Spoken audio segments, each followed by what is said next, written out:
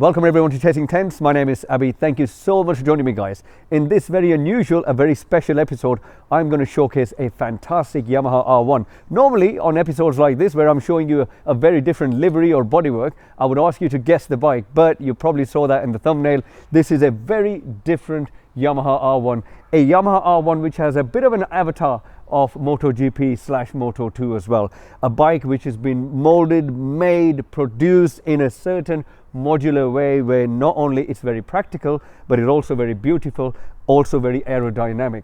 The owner or the designer or the producer, the guy who made everything from scratch on this bike in the UK, it's a bit like Gordon Murray from Formula 1, if you guys remember your Formula 1 from the past. The reason I say that, because not only he's concentrated on the production quality of the carbon fiber, but he's also made sure that every single gram, every single tolerance points are kind of like looked after. So he's a man of detail, and we're going to go through everything about the bike today. I'm going to start with Aero because I think Aero is what sets this bike, I would say, the bodywork apart from any other R1 or any other even bike out there, and it gets so much attention. So let's start with Aero. Okay guys, as the heavens have opened and the rain has started to come, we're going to talk about Aero. Now Aero, we got three main themes on this bike. Not only is better efficiency of the air, better cooling, less turbulence, less drag, and the faster the bike goes, the more efficiently it uses the air to its advantage. So we're going to start from the front. So as you can see, the front mudguard straight away is like a bit of a Moto GP style derivative. So it kind of scoops down here, so air hits it and it's a bit more smoother. Then it goes this way. Not only this protects the bike from crash, but it also moves the air into the cooling part, and it's better cooling as well. And then the air escapes, all the hot air, all the turbulent air, it gives a chance to escape as well. If we move a little bit to the front, this normally on most bikes you have the bodywork going that way and that way, which actually is kind of a bit of a draggy situation, and the air also hits your helmet, causes turbulence. With this one, the actual area is so large, and also the angle is such that you become like a bit of in fish mode. So the air goes here and goes over the rider, and as you can tell in the rear, it's so smooth and it just flows really beautifully. And the same theme of the flow and less turbulence goes this way as well. So all the hot air, rather than creating turbulence and disturbance, goes out that way, and from there as well, exhaust cooling, and efficiently moves out. And in the same way, this whole subframe assembly and the rear mudguard, which is longer, very MotoGP like again, it just gives it a really good flow. And with all these, every single cut is there for a reason. You've got cuts here, so the fuel is slightly cooler, which is better for bike efficiency. Altogether, the whole kind of the air is meant for a reason. When it hits the inside of the bike, it's there to do a job, and it does the job really efficiently. So the whole Aero on the bike makes a lot of sense. Now we're going to move on to ergonomics. Okay guys, you can tell we've had to come inside because the heavens opened and everything was really wet. But this gives us a very good opportunity to not only showcase how the carbon is made, but also some sneak previews of the gentleman who actually made this whole carbon kit. He also makes bike covers and also wheel covers, and we'll talk about that later on. But one thing I really want to tell you, the gentleman who's made the whole kit, he's actually a really accomplished racer. He races in the UK, won many races, and he is in one of the top championships in UK. Why am I telling you that? Because this is so important, because the whole kind of ergonomics of the bike has been designed with a lot of practicality in mind. Okay, so let's start from the front. So straight away, as I mentioned earlier, with the Aero, is quite wide. So when the rider is riding, the shoulders doesn't hit that, the head doesn't hit that, everything is quite further apart, which also gives the opportunity for the clip-ons to be wider, so better leverage as well. Also, when we move back, the tank cover has been designed in a very efficient manner, where the legs really hunker down, and you can really use your inner thighs to not only lean the bike, but also this is at an angle So on hard braking and stuff like that, things are not uncomfortable. Also, one of the biggest things which gets ignored with motorbike ergonomics is fatigue. If a rider is tired, he's not going to perform well. If the rider is uncomfortable, he's going to have cramps. So the riding position in this kind of whole avatar is such that the rider gets a great opportunity to not only exit well out of the corners,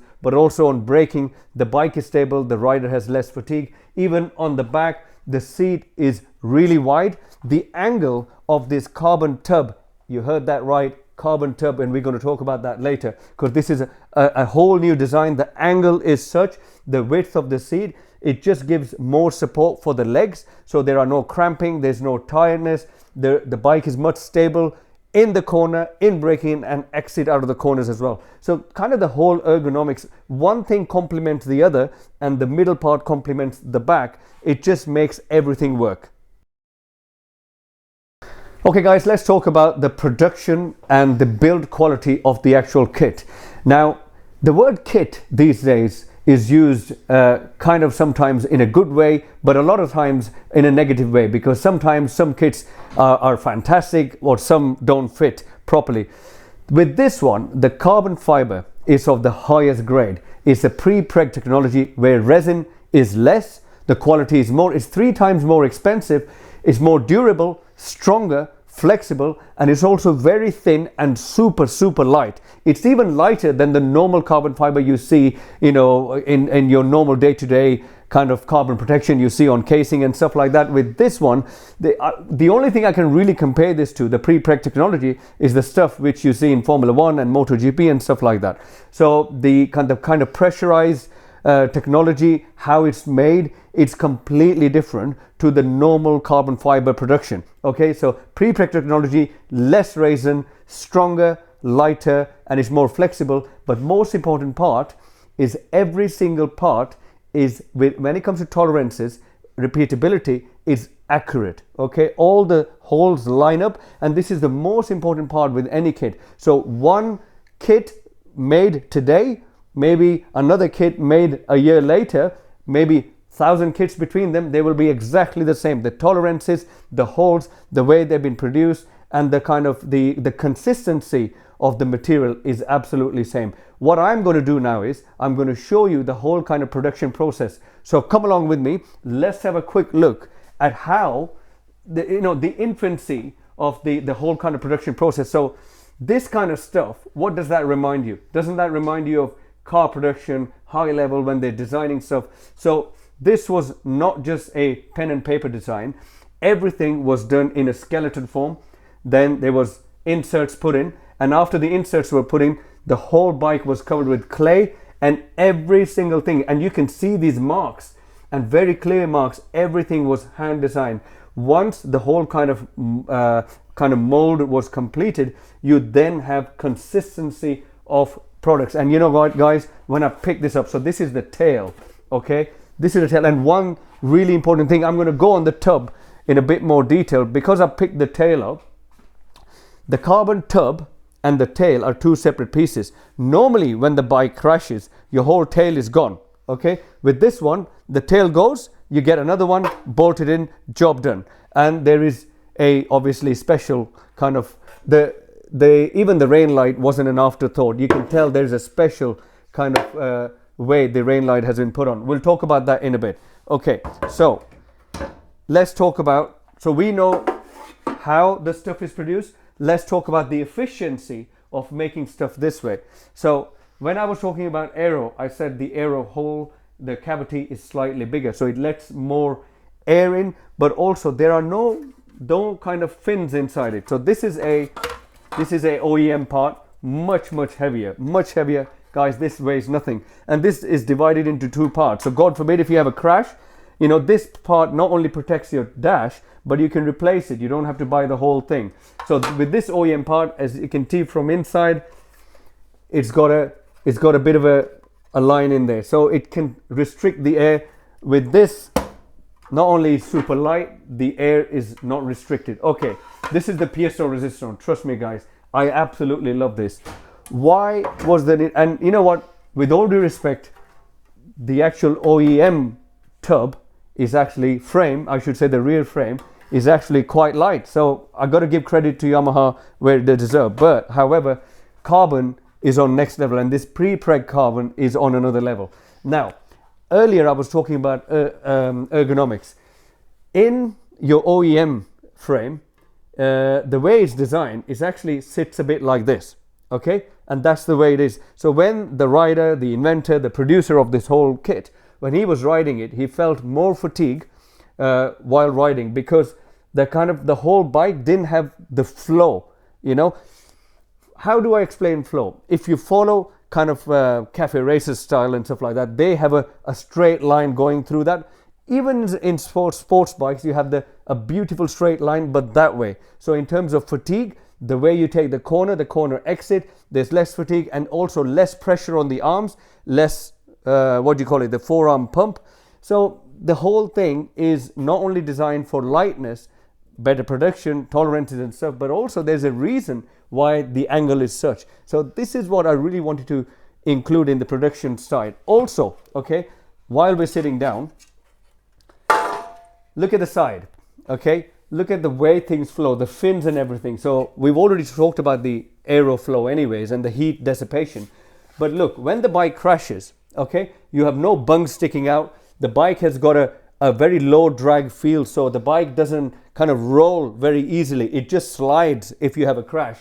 And all of your parts here, your casing, your radiator, your bottom exhaust panels, even your kind of the gear linkage and stuff like that, it's all protected, because the whole thing is carbon covered, and the same theme is on the other side as well. So in a way, you kind of save money that way. You don't have to kind of put a lot of crash bungs and stuff like that. So guys, this is a great way to explain to you how this modular design, and you know what, one thing I forgot to tell you is the way this design has been produced is, if you have a crash, you only replace this part, you don't replace that one, because that has its own separate joint.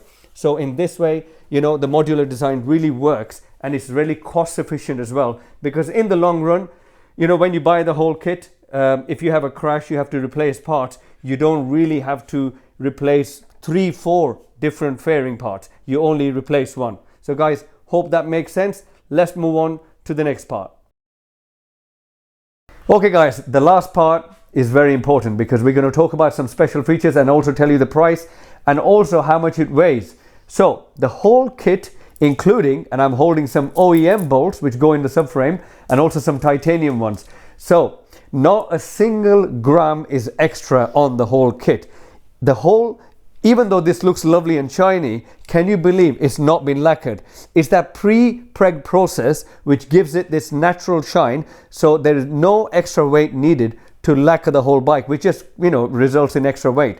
So the whole kit, okay, including 23 parts, okay, and the bolts, and some of the bolts I can show you are titanium, and they all fit into the original fitment of the Yamaha R1. No additional brackets are needed, no fiddly bits, nothing.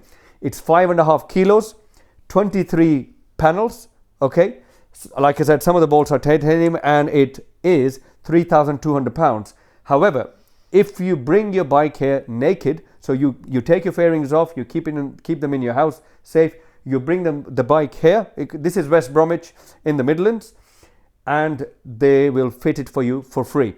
You can buy them at scmoto.co.uk, okay? The whole kit is available, and also other bits like the bike covers and the wheel covers, which I'll show you later on, they're also on the website, so you can check them out as well. So guys, I hope you found this whole video really useful. The thing about this video is I want you to not only support local, support British, but also look at the ingenuity, the thinking outside the box in these kind of products. So if you can imagine how much thought process has gone in the covers, in the wheel covers and the wheel bags, imagine how amazing, finessed, if that's the word, the kit will be as well. Really nice kit. So guys, look after yourself. Thanks for watching this long video. I really appreciate your patience. Look after yourself. Take care. Thanks for watching.